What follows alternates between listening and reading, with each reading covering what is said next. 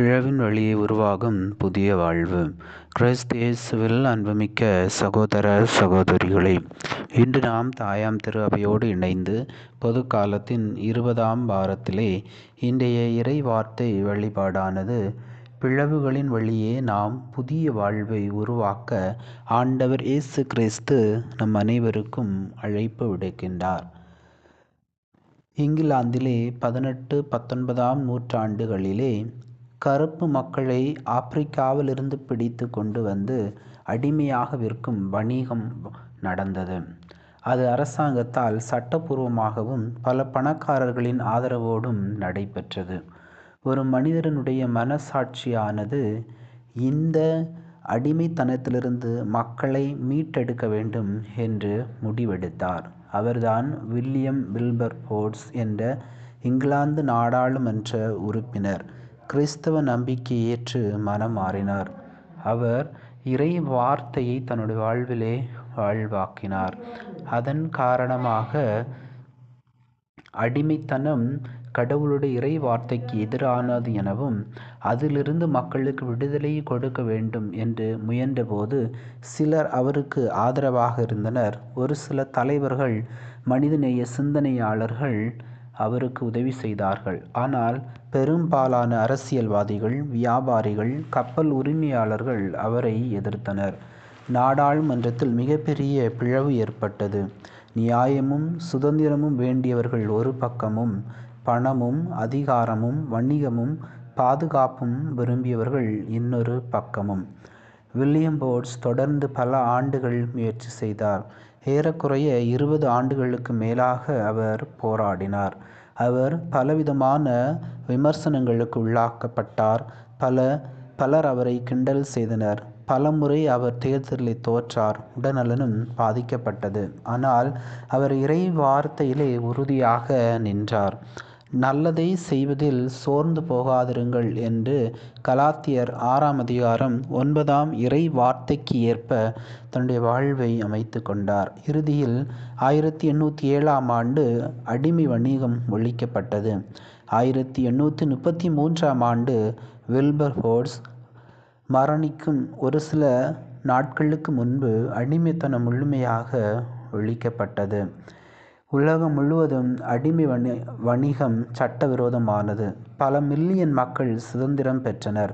கிறிஸ்தவ நம்பிக்கை உண்மையில் சமூக நீதி கொண்டு வர முடியும் என்பதற்கான சாட்சியாக இது அமைந்தது.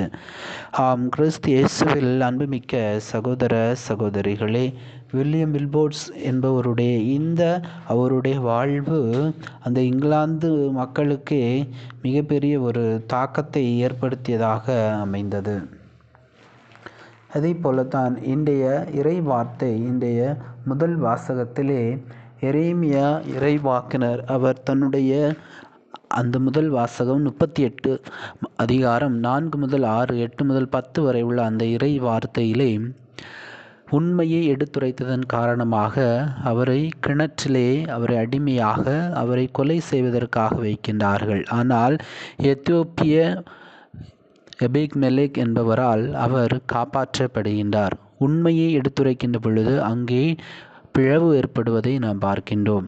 இன்றைய 2ஆம் வாசகத்திலே எபிரேயர் 12ஆம் அதிகாரம் 1 முதல் 4 வரை உள்ள அந்த இறை வார்த்தையிலும் கூட திருத்தூதர் பவுல் அந்த எபிரேய மக்களை பார்த்து, நீங்கள் எவ்வாறு ஒருவர் ஓட்டப்பந்தயத்தில் ஓடுவதைப் போலவே பாவத்தை விட்டுவிட்டு உண்மையை நோக்கிய பயணத்திலே ஆண்டவர் இயேசு கிறிஸ்து எவ்வாறு தன்னுடைய பாவத்திற்காக தன்னை முழுவதுமே சிலுவையிலே அர்ப்பணித்து கொண்டாரோ அதை நீங்கள் நினைத்து பாருங்கள். நினைத்து பார்த்து உங்களுடைய பாவ வாழ்வை விட்டு வெளியில் வாருங்கள் என்று சொல்லி திருத்தூதர் பவுல் எபேசு நகர மக்களை, எபிரேய நகர மக்களை பார்த்து அழைப்பதை நாம் பார்க்கின்றோம். அதே போலத்தான் இன்றைய நற்செய்தியிலே நாம் பார்க்கின்ற பொழுது லூக்கா நற்செய்தி 19ஆம் அதிகாரம் 49 முதல் 53 வரை உள்ள அந்த இறை வார்த்தையிலே ஆண்டவர் இயேசு கிறிஸ்து, நான் இந்த மண்ணுலகிற்கு அமைதியை ஏற்படுத்த வரவில்லை, மாறாக பிளவை ஏற்படுத்த வந்தேன் என்று சொல்லி அது மருமகளுக்கிடையேயும் மாமியாருக்கிடையேயும் தாய் தந்தையருக்கு இடையேயும் பிள்ளைகளுக்கு இடையேயும் பிளவு ஏற்படும் என்று சொல்லுகின்ற பொழுது ஒரு சில நேரங்களிலே இது நமக்கு மிகப்பெரிய ஒரு நெருடலாக இருக்கலாம். ஆனால் ஆண்டவர் இயேசு உண்மையை எடுத்துரைக்க வந்தார். ஆண்டவர் இயேசு இந்த சமூகத்தில் இருக்கக்கூடிய அடிமைத்தனங்கள், சமுதாயத்திலே காணப்பட்ட பிளவுகள், ஜாதி ரீதியாக மத ரீதியாக ஏழைகள் பணக்காரர்கள் உயர்ந்தவர் தாழ்ந்தவர்கள் என்று சொல்லி ஏற்பட்ட எல்லா விதமான பிளவுகளின் காரணமாக கொண்டு வந்த அந்த பிளவிலிருந்து விடுதலை தருவதற்காக ஆண்டவர் இயேசு முக்கியமாக இங்கே அவர் கூறுவதை நாம் பார்க்கின்றோம். இவை எல்லாமே மக்களுக்கு விடுதலையை கொடுக்க வேண்டும் என்பதற்காக தான் இயேசு கூறியதாக இந்த இறை வார்த்தையானது அமைந்திருப்பதை நாம் பார்க்கின்றோம். அதைத்தான் நாம் விவிலியத்தில் ஒரு சில முக்கியமான தலைவர்கள் நல்ல பிளவுக்காக தன் வாழ்வை முழுவதும் அர்ப்பணித்தவர்களை நாம் பார்க்க முடியும். முதலாவதாக பார்க்கின்ற பொழுது மோசே எகிப்திலிருந்து இஸ்ரவேலை விடுவித்தார். பாவத்திலிருந்து சுதந்திரம், அது மட்டும் இல்லாமல் உண்மையான இறைவனை வழிபடவும் சிலை வழிபாட்டை விட்டு யாவே இறைவன் தான் உண்மையான இறைவன் என்பதை மோசே தன்னுடைய வாழ்வின் மூலம் வாழ்ந்து காட்டினார். எகிப்தின் அடிமைத்தனத்திலிருந்து மக்களை விடுவித்து அங்கே இஸ்ராயல் மக்களுக்கு சுதந்திரத்தை கொண்டு வந்தார். இது ஒரு நல்ல பிளவாக அமைந்திருக்கிறது. இரண்டாவதாக இறைவாக்குனர் எலியா. கார்மேல் மலையிலே இவர் 450 போல் இறைவாக்குனர்களை கொன்றளித்ததோடு மட்டும் இல்லாமல் யாவே இறைவன் தான் உண்மையான இறைவன் என்று தன்னுடைய வாழ்வின் மூலம் வெளிப்படுத்தினார். இதன் காரணமாக அங்கே பொய்யான வழிபாடு மறைந்து உண்மையான இறைவனை ஆராதிக்கும் ஒரு வாய்ப்பு ஏற்பட்டதை நாம் பார்க்கின்றோம். மூன்றாவதாக நாம் பார்ப்பது இன்றைய முதல் வாசகத்தில் வரக்கூடிய இறைவாக்குனர் எரேமியா. அவரும் உண்மைக்காக தன்னை முழுவதுமாக அர்ப்பணிக்கின்றார். அதனால் அவரை கிணற்றில் அடிமையாக வைக்கின்றார்கள். இறுதியிலே அந்த நல்ல பிளவின் வழியாக அவர் அங்கே எத்தியோப்பிய எபிமெலேக் என்பவரால் விடுதலை அடைகின்றார். இன்று நாம் இன்னும் பார்ப்பதாக சமூக பார்வையில் நல்ல பிளவை உண்டாக்கிய தலைவர்கள் என்று பார்க்கின்ற பொழுது மார்ட்டின் லூதர் கிங் அமெரிக்காவில் ஜாதியத்துக்கு எதிராக போராடினார். அங்கே வெள்ளை கருப்பின வேறுபாடு இருந்தது. மார்ட்டின் லூதர் கிங்கனுடைய போராட்டத்தின் காரணமாக கருப்பு வெள்ளை இனம் அங்கே முற்றிலுமாக ஒழிந்து அனைவரும் சமநீதியை பெற்றார்கள். அதே போலத்தான் மகாத்மா காந்தியடிகள் நம்முடைய இந்திய நாட்டிற்காக அகிம்சை அடிப்படையில் சமூகத்தில் பிளவை உண்டாக்கினார். அகிம்சையின் வழியாக நாம் பிரிட்டிஷ் அரசாங்கத்திற்கு அடிமையாக இருந்த அந்த மனநிலை மாறி நாம் அனைவருமே சுதந்திரம் பெற வேண்டும், நமக்கும் உரிமைகள் தன்னுரிமை உண்டு என்பதை இவர் வெளிப்படுத்தி இந்தியாவிற்கு சுதந்திரத்தை கொண்டு வந்தார். இது நல்ல பிளவை சுட்டி காட்டுவதாக அமைந்திருக்கிறது. அதை போலவே அன்னை தெரசாள் குப்பை மூட்டையில் இருந்த ஏழைகளை தொட்டபோது சமுதாயம் அதிர்ச்சி அடைந்தது. புறக்கணிக்கப்பட்ட ஏழைகள், நோயாளிகள், மறக்கப்பட்டவர்கள் இவர்களை அவர் சந்தித்தார். அவர்களுக்கு புதிய வாழ்வை கொடுப்பதற்காக தன்னை முழுவதும் அர்ப்பணித்தார். அதன் வழியாக எல்லா மக்களும் நிலை வாழ்வை பெற்றார்கள். இந்த பிளவு நல்ல பிளவாக மாறியது. அதேபோல நாட்டின் பார்வையிலே நல்ல பிளவை உண்டாக்கிய தலைவர்கள் நெல்சன் மண்டேலா. இவர் தென்னாப்பிரிக்காவிலே அங்கே இருந்த அந்த கருப்பின மக்களுக்கு விடுதலை கிடைக்க போராடினார். இன அடக்குமுறைக்கு எதிராக போராடி சமத்துவத்தை கொண்டு வந்தார். இதே போலவே நாம் நாட்டிற்காக, சமுதாயத்திற்காக, நம்முடைய குடும்பத்திற்காக, இன்றைய சமுதாயத்தில் வரக்கூடிய பலவிதமான சவால்களுக்காக தன்னை முழுவதுமாக அர்ப்பணித்த பல தலைவர்களை நாம் பார்க்கின்றோம்.